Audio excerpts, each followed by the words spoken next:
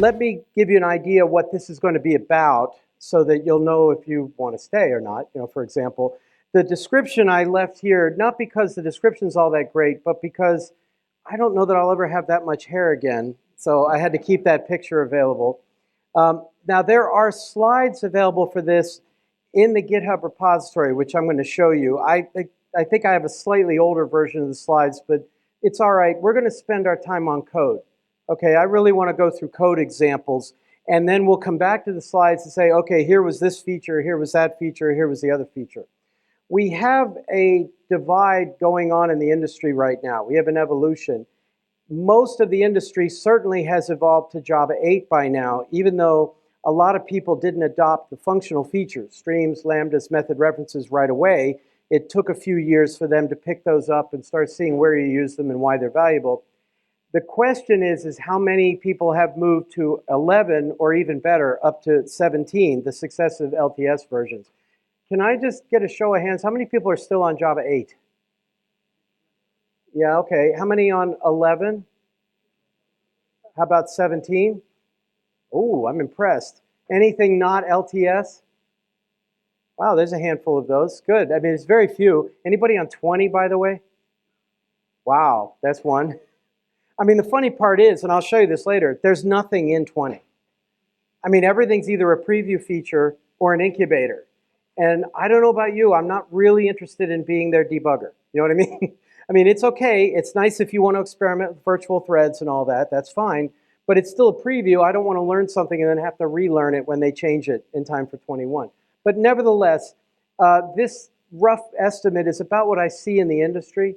The divide in the industry last year was roughly 40% in Java 8, another 40% in 11, and then less than 20, maybe 10 to 15% were on 17, but the 17 was growing, generally at the expense of 11, and 8 is finally people are moving up from that.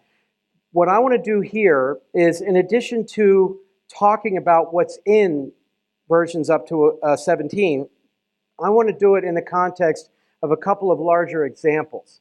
Now, I'm going to do one example that's solving an relatively easy problem using Java 8 features, streams, lambdas, method references, static and default methods and interfaces, the optional data type, all of that, and hopefully show one or two little parts of that that you may not have seen before.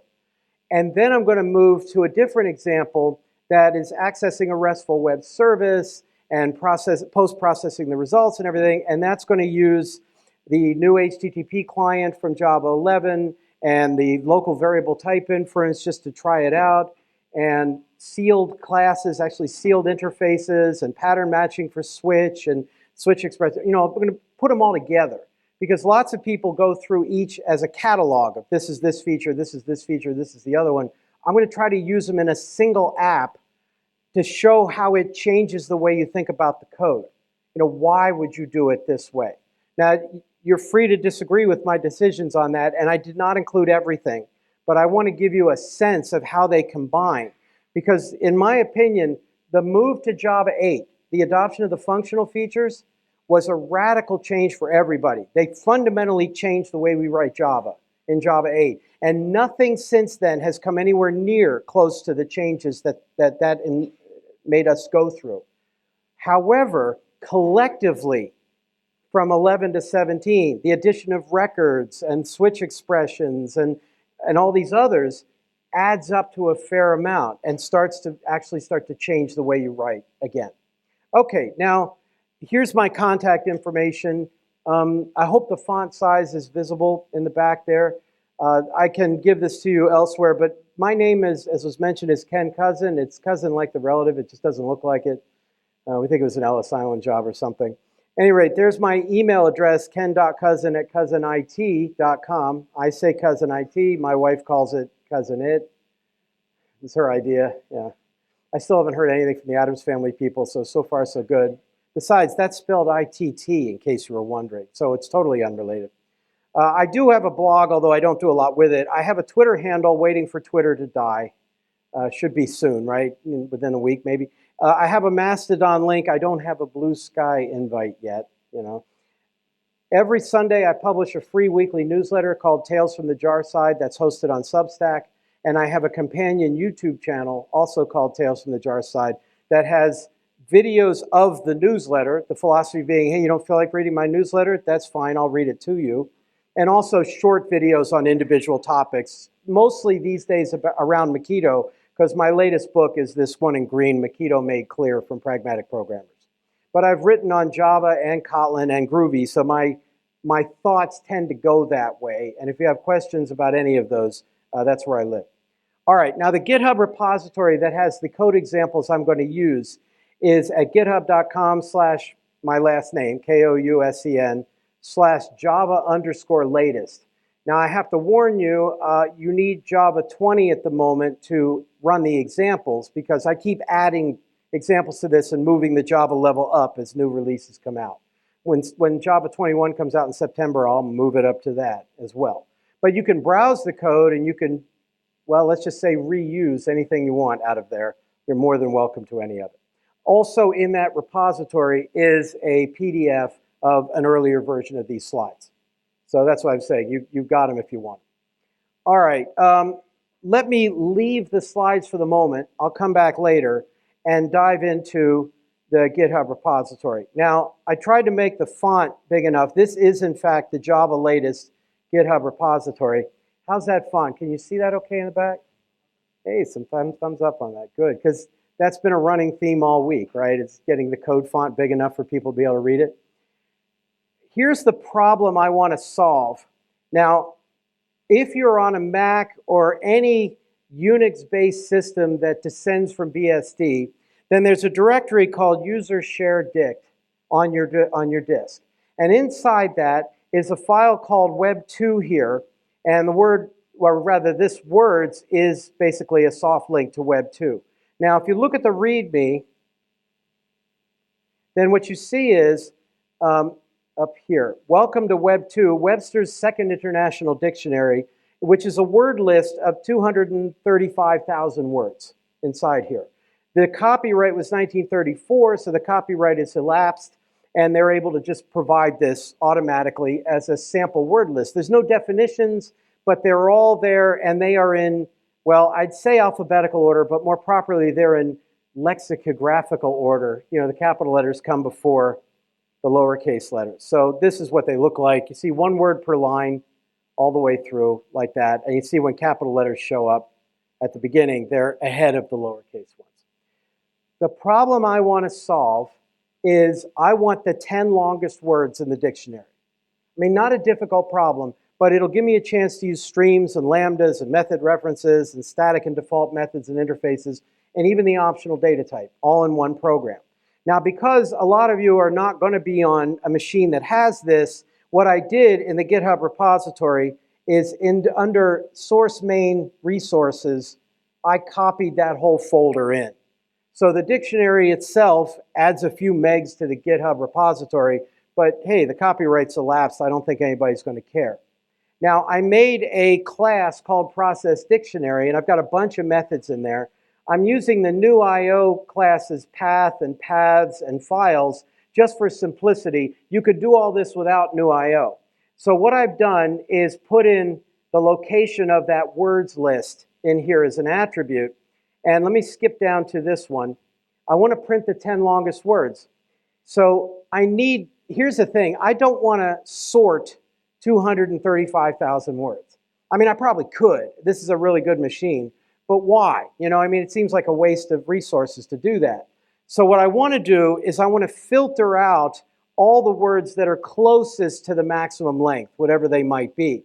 So I do that by calculating the length of the max word, and I'll come back to this one in a minute. But here, I've already invoked it, and I'll say, you know what, let's get rid of all words that are within 10 character length of the max. So here, I'm using a try with resources block for my stream. Now, stream is an interface in Java, added in Java 8. Stream extends auto-closable. That's one of its parent interfaces. Auto-closable was added in Java 7, which means that when you create an instance of a class that implements auto-closable in the parentheses ahead of the try block, then the JVM will automatically invoke the close method on it after you leave the try block. Now, normally when I make a stream, I don't need to worry about closing it. It's usually coming from a collection or something in memory. But here I'm opening a file. And in fact, if you look at the lines method in the files class, I know that's too small, I'll just read it to you. It says reads all the lines from the file as a stream, and they mean a functional stream, not an IO stream. It's going to produce them. So the functional stream will be one word per line, or one line per element. And in this case, it's one word per line. So I don't have to do any further processing. Decoded using UTF-8, the return stream contains a reference to the open file, which is closed by closing the stream. That's why I wrapped it in try with resources block. Okay? So this will grab all the lines, which really means all the words. And then I'll invoke a filter on that stream, where here is my predicate. Predicate is one of the 4 categories of functional interfaces that Java 8 added to the java.util.function package. Those 4 being consumer, which takes no arguments, and takes 1 argument and returns nothing. Supplier, which takes no arguments and returns an object. Function, which takes 1 argument of type T and returns a value of type R. And the 4th one is predicate, this one, which takes 1 argument and returns a Boolean. So here my argument is the word. I get the length and say if it's max for filter, the filter method will only allow values through that are longer than that length. So then I use the sorted method, which is another method on stream, and sorted says returns a stream consisting of the elements of the current stream. So let me bump the size up on that. There we go. It's not much, but it's a little bit. According to the provided comparator. So I have to provide a comparator to tell it how to sort. For ordered streams, the sort is stable. That means that for elements that are equal by the comparator, it'll leave them in encounter order. So the elements will stay in alphabetical order if they're the same length, okay? So now I need a comparator as an argument to sort it. Well, this is where we get a static method in an interface. The comparator interface has been around since Java 1.2 maybe. See, does it say? Yeah, since 1.2. And what it does is it just provides a way to compare 2 elements. Well, instead of implementing the comparator myself, there's a static method called comparing, and then one called comparing int, comparing long, and comparing double. Because each time they put in a generic type in these functional interfaces, they also overloaded it for the primitive types, int, long, and double, just for efficiency. So you don't have to do the auto boxing and unboxing. In this case, what I want to compare by is length. So here is the method reference, referencing the length method in the string class. So this comparing int takes as an argument a toInt function. A function, remember, is 1 value coming in, 1 value coming out. In this case, it's the string coming in, and it's an int coming out. That's why this is a toInt function. It's producing an integer, and that will be the length, which returns an int. Now, the only problem there is I don't want the 10 shortest words in the dictionary. I want the 10 longest words in the dictionary, and the default is always an ascending order. So I don't want that. Instead, I'm going to use a default method in the comparator interface called reversed, which essentially flips the sign on the comparator. So this is the entire argument here to the comparator is all of that. And that's the argument to sorted. So this is a static method in an interface, and this is a default method in an interface. In fact, if I control-click on this, you can see it's got the keyword default on it right inside the interface itself. It's a little weird now that we actually have implemented methods in interfaces, and people say, well, what's the difference between that and an abstract class? And the answer, of course, is that abstract classes can have state. They can have attributes in them, that are different for each instance. Interfaces cannot. Interfaces can only have attributes if they're constants. That's the restriction. So yeah, it has blurred the distinction between interfaces and abstract classes, but that was another addition added in Java 1.8. Now there's another method that I could use inside, another default method inside comparator called then comparing, where I could chain a comparator onto the existing comparator. This would then say, let's chain a comparator that returns the reverse of the natural order. In other words, reverse alphabetical. So the idea is that the sort would compare by length first and then equal lengths alphabetically, or reverse alphabetically. That's the idea. But I'm happy with them being alphabetical, so I just commented that out. But that is available. Now, the sorted method returns a stream that is returned to stream. So we say that that method is an intermediate operation as opposed to a terminal operation. With streams, if you have a pipeline, as they say, you have a series of 0 or more intermediate operations followed by a terminal operation. If you don't have a terminal operation, no data is processed in the stream. So when you hit the terminal operation, then it pulls the data through the stream. If the method returns a stream, so this is a method on stream that returns a stream, that's an intermediate operation. If it returns anything else, it's a terminal operation. Like for each down here is my terminal operation that returns void, and it takes a consumer. Take the word and do something with it and return nothing. So the limit method is another intermediate operation. It takes a size and it returns a stream that truncates after that many elements, if you will. Now this is actually a short-circuiting stateful, because it's keeping track of the words as they go by, intermediate operation. So I only want 10 words out of this. For each one, this is my consumer. Take the word and I'll just print out the word and the length, and that's going to give me my 10 longest words. Now I have all this in a main method at the bottom, so let me just run it. And you can see here, let's move it up here. There are the 10 longest words in the dictionary that I copied over: formaldehyde, sulfoxylate, pathologico, psychological, etc. Those are, it looks like there's 5 words of length 24, and there's at least 5 words of length 23. Remember, I truncated at 10, and this is still alphabetical inside each length, so I'm only up to the G's there. I know there's a lot more. So that's the functional way of answering that question. Now, I can go beyond that. I could say, you know what, let's see the actual words of each length. And this is using, again, I'll just take the max length again and only use it within 5 of the max length. And this var keyword here is what they call local variable type inference. This was the big addition in Java 10. This is way less than meets the eye. This is way less significant than it looks at first. The first problem is most Java developers who haven't encountered that go, wait a minute, does that mean we're suddenly dynamically typed? We figure out the type at runtime? No. It still has to be resolved at compile time, so it's resolved from the right-hand side. Remember, lines here returns a stream of string in this case, because I'm processing a stream of string, or processing strings. So var here is short for stream of string, and in fact, I can go to IntelliJ and say, show me the explicit type, and it will. Where is this useful? Sometimes in try with resources blocks like that, where you already know what's coming out of the right-hand side, and it can be useful in like for each loops, where you know on the left-hand side, I mean, you know from the right-hand side what you're iterating over. I don't need to know that this is a map.entry of string, comma, list of integer. You know what I mean? It gets really complicated to repeat that on the left-hand and the right-hand side, so you might as well just replace the left-hand side with var. And as long as the compiler knows what the type is, you're good. Now, the thing about var is it can't be used on attributes, not on fields. It can't be used on method arguments. You can't declare var types, and it can't be used on return types.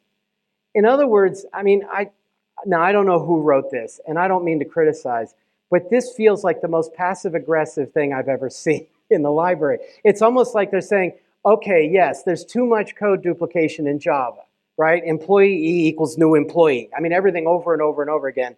I'll tell you what, we could take away the left-hand side and just say var, but only if it's a local variable under these very restrictive conditions. Are you happy now? No, you're never satisfied. You know what I mean? That's what it feels like to me. So I use it occasionally. Most of the time, I don't bother because I don't want to make people read the right-hand side of the code to know what the variable is. But if it's immediately obvious to the most casual observer what the data type is, hey, sometimes it makes things line up a little better. Especially when I'm iterating over a map with nested generics, then the map.entry type just becomes this incredibly long, complicated string. I'd rather just say var. I already know I'm iterating over a map, you know, that sort of thing. Any rate, so I'll get my lines again, and I'll filter them by that max length, and this time I'll use a collect with a grouping by. Now, collect is one of those terminal operations that takes a collector, and it's transforming the stream back into something else. The return type is an R, whatever R is going to be, but it's not a stream, so it's a terminal operation. This is a terminal operation.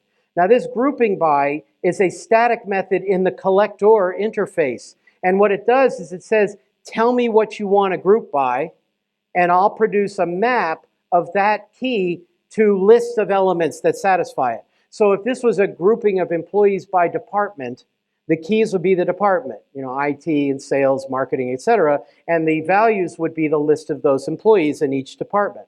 Well, here I'm doing a grouping by, and I did a static import of collector, so I could write it without collector dot. And grouping by is grouping by length.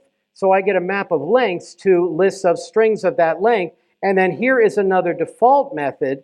For each has been added to map in this case, and it takes a by consumer. By consumer is a consumer with 2 input arguments and nothing coming back. It's still a consumer. So I'll take the key and the value here and just print out length, colon, and word list. By the way, if I navigate inside that, here's the actual for each method inside the map interface. And you see what it does is it just iterates over the entry set. And it grabs each key and each value and then invokes the action, which is our by consumer, down here. I like that it catches the illegal state exception and rethrows it as a concurrent modification exception, saying that usually means the entry is no longer in the map. I don't know. But I have to point out, I live in Connecticut in the United States, so for me, illegal state exception is New York. Yeah, sorry. At any rate, there's your default method in the interface, so you can actually browse to it. So when I ran this before,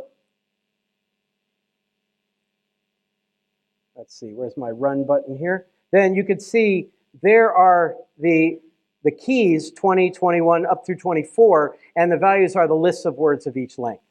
Okay, don't need that. And then let's just move this down a little bit. Now here, I did something that you may not have encountered, because unless you needed this, you wouldn't run into it, So this might be new to some of you, even if the other stuff was familiar. Once again, I'm iterating over the stream, and that's a point you have to do, because once you got a terminal expression on a stream, that stream is done. You can't reopen it. You have to make a new one. So that's what I'm doing here. Now, what I want to do this time is I don't care about the actual words. I want to know how many words there are of each length. So I filter them by their length, and then this time, grouping by has a second argument of type collector, and the idea is this is called a downstream collector. What it does is it post-processes those lists. Remember, you're getting back a map of key, comma, list of whatever. So the counting collector says how many elements are in that list. So now I'm going to get back a map of integer, comma, long, because counting returns a collector actually, but the result will be invoking that on the size there. So then again, I'll print them out, and you can see here, there are 82 words of length 21, there are 41 words of length 22, 17 of length 23, and again, as we saw, 5 words of length 24. And I think that's enough to go through this. All of this works in, except for that var word, which I could replace, everything else in this class works in Java 8. So you don't need anything special for that in order to use streams and lambdas and method references and static and default methods and interfaces. Now, what about the optional data type? That was the other big addition in Java 8, and that brings me back to the top here, my method for getting the max length. What is the length of the longest word in the dictionary? So once again, I open a stream in a try with resources block. The stream method has a stream interface has a method called max. Oops, sorry, moved too quickly. Max takes a comparator. What do you want me to compare by? And it returns the maximum element of this stream according to the provided comparator. It's a special case of a reduction, and because it's returning an optional, and that's not a stream, this is a terminal operation. So you say what to compare by, and it'll return the max element. However, why return an optional? Well, it might be that there are no elements left in the stream. In fact, that's what they say. It returns an optional describing the maximum element or an empty optional if the stream is empty. See, if we've taken out all the elements, that's what optional's for. Optional is an indication to the caller, to the client, that an empty result is legitimate. It could actually happen. See, you don't always return optional. I think about it as, say you had a database table for people and they had names and everything. You might decide to make last name a non-null column, a required column. And therefore, you could just return string if you're getting a last name. But middle name, lots of people don't have a middle name. My parents didn't have middle names, interestingly enough. So I would make that nullable, and I would return an optional type string to indicate to the caller, hey, this may not be there. It could very well be empty, and I don't have to worry about a null check. That's the idea. You're getting rid of the null check, but you're still indicating that this is legitimate, that this was not an error. Just like the last name is required, so just return the string, what the heck, that sort of thing. So here, max returns an optional. I'm comparing by length again, and the nicest method I like in optional is called or else. Now, or else takes t, the actual default value that you're going to return, which only gets returned if the optional is empty. Now, this is a very badly named method because it doesn't just do that, it also returns the actual value if there is one in there. See, as I say, if a value is present, return it. Otherwise, return the other. So it does more than just check. It also returns the actual value out of it, which is great. Now, in this case, I know what I want my default to be. I'm trying to find the max length string, and if this stream is empty, just return an empty string. That's trivial. So or else is great. There's also an overload called or else get. Or else get takes a supplier. And the benefit to suppliers is that they really allow you to only do something lazily in many cases. If you looked at the docs for or else get, it would say it only invokes the get method on the supplier if the optional is empty. So now in this case, I'm returning a constant, a string. Doesn't make any difference. I don't have to form it, But if for some reason I was working on a stream of product or something and I had some complicated way of defining a product, or at least defining a default product if I even had a default product, then I could use the parentheses arrow and then make my product. And that way I only invoke it lazily when I need it. So that's another mechanism. Now, of course, I don't want the max string. Again, there's 5 of them, but I don't want that. I want the length of it, so I invoke the length method, and that's the return type here, and the rest is exception handling. So again, all of that is Java 8, and except for that var variable I used, which would be easy enough to replace. Okay? Now let's go look at things that go beyond Java 8, the more interesting stuff. Now this is, again, all in that GitHub repository in the process dictionary class. Okay, now to do this one, I want to access a RESTful web service, which I'm dearly hoping is up at the moment. So this service lives at open-notify.org. It's free, it doesn't require a key, it doesn't keep track of accesses. That's why I like it, and it's small. Okay, so I'm using this as an example. It only supports GET requests.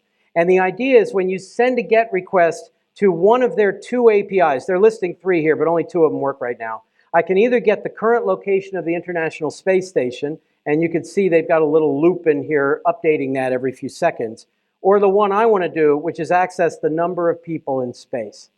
So if I look at number of people in space, let me magnify that. It doesn't seem to help. At any rate, there's the URL I want to call. It ends in .json. They put their content negotiation right in the URL, and it only supports GET requests. And what it returns is this block of JSON code with a message of success, hopefully, a number, which is the number of people in space, and then people is a combination of name, craft, pairs. Now, this is the first place where I start using one of the new features in Java, specifically a feature that was added in Java 16, which is records. Records are perfect for mapping to JSON structures as long as your parser, the JSON parser, understands them. See, the problem with records is they don't have default constructors, and they're immutable. You can't modify them. A lot of the earlier JSON parsers would try to instantiate the class you want using the default constructor and then call set as it parsed the data, and therefore you couldn't use those parsers with records. The first one I know of that did understand JSON data was the Jackson JSON parser that comes with the Spring Framework, which was like really fortunate because I use the Spring Framework all the time. However, Google's JSON did not, and the other one that I experiment with is in the code base is Moshi. That one's a very popular one among the Android people. Over time, over years, once Java 17 came out, which has been a few years now, each one has figured out how to handle records. So Jackson was already ready from day one. Moshi picked it up about 6 months later, and just a few months ago, they released a new version of JSON, which also understands records. So when I'm going to process this, you'll see I added the records to represent this. Now, I needed 2 records for this because I've got 2 JSON objects, if you will. And yes, I know everybody calls it JSON, and I'm calling it JSON, but there's the humor. I mean, I like picturing a guy with a machete and a hockey mask when I'm working on that data, you know? So maybe that's just me. At any rate, this is under the Astro package, and here's a sample of the output data, just to include it, just to see what it looks like. See, there's the message, there's the people with the array, and at the bottom is the number. So that's what the output looks like. And here are my records. Now, I put them in the same file with my Astro Gateway, which is going to be the class that does the network access and then returns the JSON response. I'll get to more about that in a minute. But here are the 2 records, and I'm using them in their simplest possible fashion. I made the name-craft combination, I just called it assignment. Seemed like a reasonable term. And then for the overall response, I just called it Astro response. And you see how with records, the constructor, or more properly what they call the primary constructor, appears in front of the curly braces. You can add stuff inside the curly braces. You could override any of the generated methods. You could add your own methods. What you cannot do is modify those properties.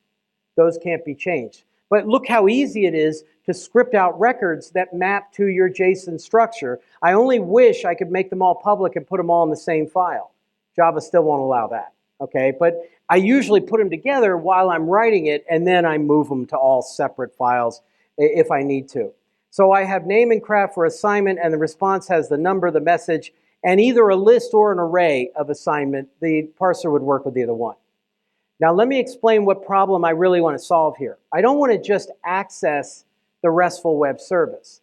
I mean, I could do that any number of ways. What I want to do is then post-process that so that I could say, now that I have the records, how many astronauts are aboard each craft? How many are on the International Space Station? How many are on whatever other ships happen to be in orbit at the moment? So I have both an Astro service, which will do the post-processing, and an Astro gateway, gateway being a design pattern that's often used to wrap network access. And what we're looking at here is the Astro gateway. Now, I actually put in an interface here called gateway of type T to return, so when I call get response, I return this weirdness, a result. Now let me explain what a result is. This is a new thing as of Java 17, sealed classes and sealed interfaces. Now they have an example in the spec itself. I don't find it terribly motivating. The example they use is shapes, and I have circles and squares and triangles, and I'm like, why would I want to seal that? I'm going to later add rectangles and squares and, you know. So with a sealed interface, I'm restricting the classes that can implement it. With a sealed class, I'm restricting the number of subclasses. The best example of this that I ever saw came from the Kotlin world, where they've had this for years. And it turns out, if you really want to get technical about it, this is a variation of what they call the tri-monad, if you will. But let me just explain what I'm doing. I'm saying there are only 2 possible results. I either have a success or I have a failure. It either worked or it didn't. And by restricting my implementation classes to just those, I know at the user interface level exactly what I'm going to get back. I don't have to prepare for, well, else something else and then throw an exception or whatever. This will work fine as long as it's just a success or a failure. So I put in a record called success of that type that's going to wrap the actual Astro response. That's going to have the data in it. So it implements result. And then failure will wrap a runtime exception, which again implements that. And now the benefit again is that in the service, which is going to use the call the get response method on the gateway, I'll get back a result. So back over here on the gateway, as you can see, my get response method returns the result. And what I have is when I get a result, I wrap it in a success. Remember, that's a record. And if I get an exception, I'll wrap it in a runtime exception so I don't need to worry about try-catch blocks, and then wrap that in a failure. See? So this is one of the really nice features of sealed classes and interfaces. And I find this a lot more motivating than the circle, square, the shape hierarchy itself. But your mileage may vary. At any rate, I do want to give credit, though. I kind of reuse this from examples I saw in the Android world because they were using Kotlin for years. Now, in order, at the top here, there's my default URL, the place I have to go to get it, and I instantiate my class with that in there. And now here is the big addition in Java 11. I mean, there's usually a big feature and then a bunch of little things. The big feature in Java 11 is they added an HTTP client to the Java standard library. Now, if you're like me, you were like, okay, I mean, there's plenty of open source HTTP client libraries. Why do I need this? And the answer is you don't. You can feel free to continue to use those. Apache HTTP client. I use Retrofit all the time, especially in Android. There's many of them around. However, it is kind of nice that if I don't want to add another third-party library to my system, there's now one in the JDK. Okay, now, like everything these days, it's all builder classes, it's all builder methods. So rather than instantiate an HTTP client, I use the new method to create one, new HTTP client with the default settings. It's like saying new builder.build.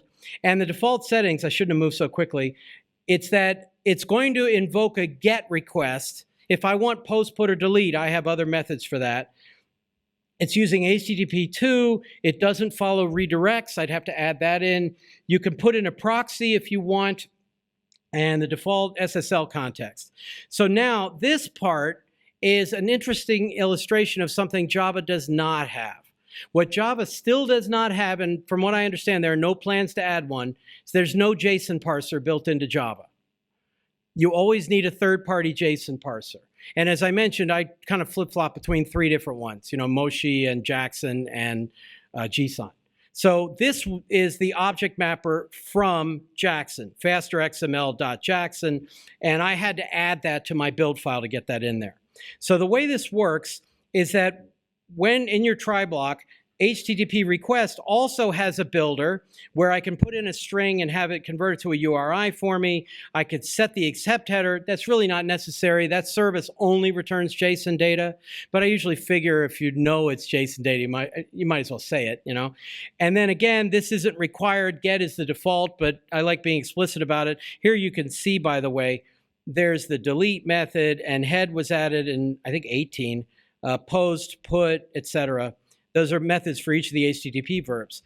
Then comes the one weird part about this. To get a response, you can either call send, which is synchronous, or send async. Send async will return a completable future. So that'll return immediately and then eventually update the result with your value. I've decided, like so many publicly available RESTful web services, it's either going to return immediately or not at all. So synchronous is fine in this case. Now, the weird part isn't that. The weird part is this guy, the body handlers, because send takes as an argument the request and some kind of body handler which says, what am I going to do with the response? And in this case, I'm just going to say, just give me a string back for the result. And this is one of the built-in ones. And then I can use my object mapper to extract the body, convert it to an astro response, and wrap it in a success. And if anything goes wrong, I'll catch the exceptions and wrap the exception in a runtime exception and return a failure. So this is code to show you basically how to use the HTTP client API if you're interested. There are generally simpler APIs out there, but it is part of the library in case you want to use it. So that's that with the records. And of course, I have a test class for that and everything. Let me just run the test and then I'll move on to the next part. So here's my Astro Gateway test. I instantiate the Astro Gateway. I call get response to get back a result. I'll print it. And then this is an example of something that I can only do in the preview edition of Java 20, believe it or not. This is the pattern matching for switch. Now, I'll talk more about pattern matching as we go, but the idea of pattern matching is instead of saying case one particular type or another particular type, you can put the data type and a variable. And it'll see, is my result an instance of success of Astro response, and else is it a failure of type Astro response as well? And notice I don't need a default clause. See, the reason I don't need the default clause is because I'm using sealed interfaces. There's only two possible results, and the JVM knows that. Normally, the new switch statement it requires you to be exhaustive. You have to cover every possibility, and therefore you'd normally need a default clause as well. The reason I'm using the pattern matching for switch is I want to show that if once you use pattern matching for switch with a sealed class or a sealed interface, you don't need a default anymore. So if I got a success, I'll pull the data out and I'll check that the message is success and that the number is greater than or equal to 0 and the size of the people collection matches the number. And if I get a failure, I'll just check that it's not null. So just to illustrate that quickly, it ran before here. Yeah, good. So you see there's the data coming out of the records. Again, the nice thing about records is they already have a toString method, an equals method, and a hashcode method. So they are immutable data holders that are basically POJOs without all the extra clutter, you know? So at any rate, there's the gateway. Now let me go to the Astro service. Okay, so the service wraps a gateway. It's going to have a gateway as an argument. And then I want to get the Astro data, and then just to have an excuse to use a var, because I didn't know we were already going to talk about that, I made this a var type for the response. Again, there's no benefit here to using var. In fact, it almost makes the code harder to read, because if you don't know that this is an Astro response, you have to kind of mouse over it to see, oh, it's a result, I get it. You know, and then look into a result. But look how nice the pattern matching for switch turns out to be. I either have the success case or the failure case, and the other nice thing that was done to the switch expressions in Java 14 is that switches are, quote, an expression. They return a value now. So you don't have to say, this case, return this case, return that, this case, return that, or more likely, set up a variable before the switch statement, say, if it's this, return, you know, set the variable, if it's that, return the variable, etc., and then return it at the bottom. You don't have to do that now. You could just return the value of the switch expression. And once again, I don't need a default clause on that. Now, the extract map is, see, again, down here, without the pattern matching for switch, I need an if. Now, pattern matching for instance of, which is basically what this is, that's been in Java for several versions. That's been around for a long time. It's kind of like, it's saving you one line of code. I mean, that's it. Instead of going response instance of success, and then on the next line going, take the response and cast it to type success, now it does it for you. And it's just saving you that one line. But notice I need the if for success and the if for failure and an else clause, because it'll say you've got to check all the different possibilities. Now, here's my extract map, and this is going to look familiar because this ties into the one we were talking about before. I'll go into that Astro response, get the people, turn it into a stream, and do a grouping by operation where I group by craft with the counting downstream collector. So I get back my map of spacecraft to how many people are aboard each spacecraft. And that used all of that. Okay, that used the streams, the lambdas, the method references, everything else. Now, here's the test for this. I made a mock one, by the way, so I had fun with spacecraft, happened to be in outer space. Ellen Ripley, should tell her, don't sit down on LV-426. That would be bad. Somebody's got to get that gag. No, that's that movie Alien. Yeah, don't sit down there. That would be bad. At any rate, moving on. I'm using Mockito to create a mock gateway and inject it into the service. But if I skip the injected one and I go to the one that is the integration test, yeah, here's the one with the real gateway. Let me just show you what the output looks like. And there are currently 7 astronauts aboard the International Space Station and 3 aboard the, if I pronounce this anywhere near correctly, the Shenzhou 15, the Chinese space station currently in orbit. Doesn't get the same press as the ISS, does it? But at any rate, it's up there. So that's all working. And what I also have in here are mock tests and tests if I have a failure. Like that's the thing you could do. Actually, where was it? Real gateway. Here we go.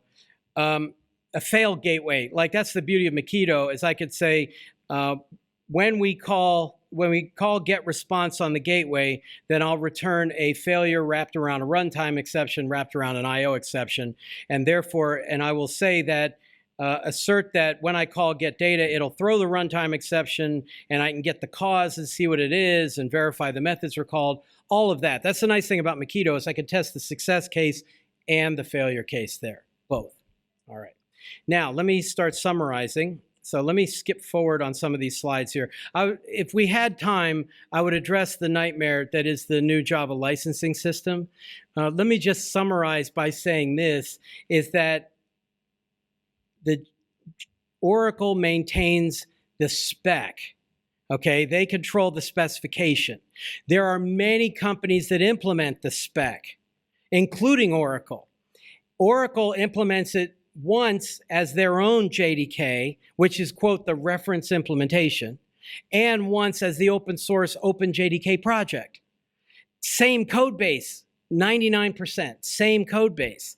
So the only difference between the two is one of them comes with a license and you have to pay for it, and the other one does not. So if you get your JDK from Oracle and you put it in production, they're going to want a license fee. But if you use the OpenJDK project or any of the vendor-supplied ones that implement the OpenJDK code, then you don't need a license, and they have their own restrictions. There was an announcement on Twitter this morning, as a matter of fact, that Amazon's AWS now supports Java 17, and it was all announced as this big celebration. I was like thinking, where have you been? I mean, that's what, 2-3 years now? It's about time. But at any rate, there's plenty of vendors out there. The one that I use, if I don't want to have to deal with licenses at all, is I use the one from Eclipse Adoptium, the one called, here's the one, just to mention it, adoptium.net, and they call it Temurin, Temurin. You want to know where the word Temurin comes from? Is there really two really dumb reasons. One is Temurin is the name of an organic molecule that looks a lot like caffeine. Caffeine, Java, yeah, right. But here's the really fun one. The word Temurin is an anagram for runtime. Runtime, right in there. How about that? See, value added for coming to the talk today, right? Was it worth it? I don't know, but at any rate, that's the one I use if I don't want to think about it. The one from Azul is optimized for various speed-related things. There's a lot of commercial ones. Microsoft has their own, which presumably runs on Azure. So you pick and choose whatever you want. Okay, now, and one reminder, Google Java is still free, especially the 3.0 version, and that'll give you a document where they collected all this information, and you can use that to hand it to your legal team. If they say, what are the details? That either has it in there or has links to it. It's a product of the Java Champions Group, which I'm in, but I had nothing to do with. Okay, just letting you know. It's my go-to resource if people say, look, I need the details. It's in there. We certainly don't want to spend our time on that. Now, all of the JDKs, the JEPs as they call them, this has actually changed now. OpenJDK .java.net now goes to openjdk.org. This is the place where the Java enhancement proposals live. And if you scroll down to the JDK category, then they have the special pages for each release. And you could see what the specs were on each of them. Like, for example, I said records was in 16. If you go in 16, you can see all the JEPs that were accepted, and there's the one for records. So you can go into the reasoning, why did we do this, what was it replacing, what are the alternatives, and some examples, and they're pretty good about it. This is also why I made that comment at the beginning. In Java 20, there's nothing. I mean, look at them all. Incubator, preview, preview, preview, preview, incubator, incubator. I mean, unless you care to evaluate their previews or incubators, there's no there, all right? However, the one that's getting all the press, of course, is this guy, virtual threads. It's coming, and from what I understand, it is proposed to be GA in 21. There's virtual threads. I hope pattern matching for Switch is GA too. We've been through 4 previews of that, but we'll see. And I noticed that structured concurrency is not there. And I think you're going to find pretty quickly that virtual threads without structured concurrency is very limited. At least that's what the Kotlin people found. And we'll see what happens here. All right, so at any rate, there's your index of where to find your information on it, all free. I talk about the functional features here. Let me just skip by that. Lambdas, functional interfaces. These are the 4 categories in the java.util.function package: consumer, predicate, supplier, and function. These are worth memorizing. These are worth your time because they're not only used for streams, they're used throughout the rest of the library. Like println now is overloaded to take a consumer. That sort of, not println, for each takes a consumer. So you can put in a consumer from here. Also, every time there's an interface that has a generic type, they overloaded it for int, long, and double to avoid the auto-boxing.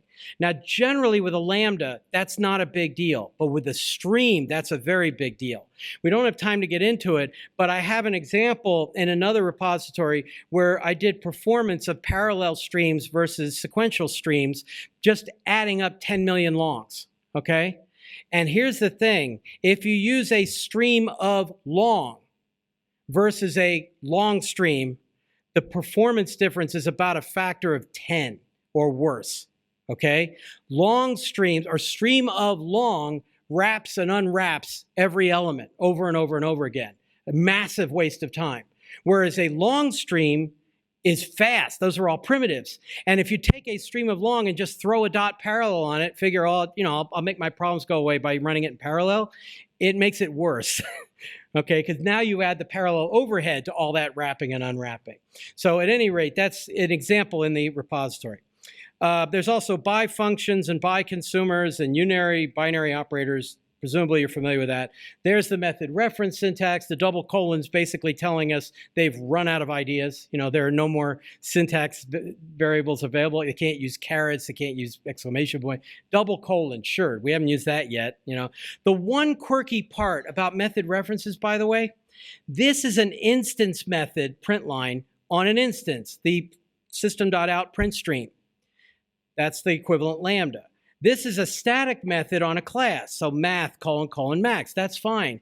This is the one that looks weird. Saw I use string, : length over and over again? Length is an instance method. Why are we using the class? Why isn't it x, : length, or something like that? Well, look at the difference between this one and this one.